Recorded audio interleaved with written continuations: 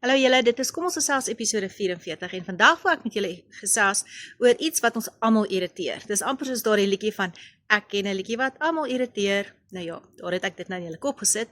Maar in elk geval, toe ons nou terugkom van die vakansie en ek maak my rekenaar oop en ek gaan deur al my e-posse, is daar heelwat, kom ons sê amper 70% omtrent, is daar heelwat sogenaamde spam, wat mens omtrent dadelik die knoppie opdruk om dit te verwyder of dan nou te vernietig, as ek nou suiwer Afrikaans kan gebruik. Toe dink ek nou nogal, wat is 'n mooi naam vir spam? Want sien, dis nie altyd gemorspos wat deur die spam kom nie. Partykeer val ietsie per ongeluk in jou sogenaamde spam folder en dan moet jy dit daar gaan soek en dan is dit dalk baie waardevol.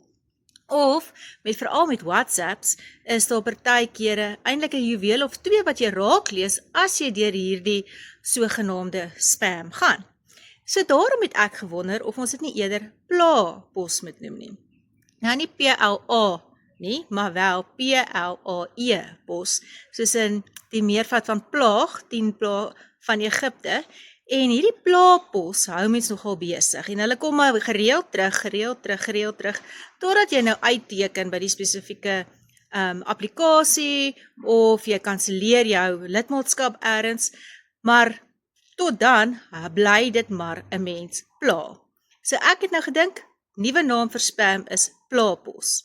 En op daardie noot hoop ek nie jou nuwe jaar het al met te veel pla-pos begin nie en dat dit nog dalk 'n bietjie lekker vakansie is. Van volgende week af begin die skole en ek weet baie mense begin eers volgende week werk.